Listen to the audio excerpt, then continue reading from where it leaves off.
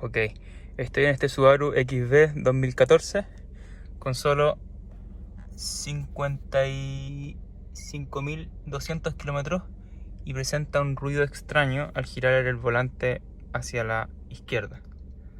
Giramos. Suena.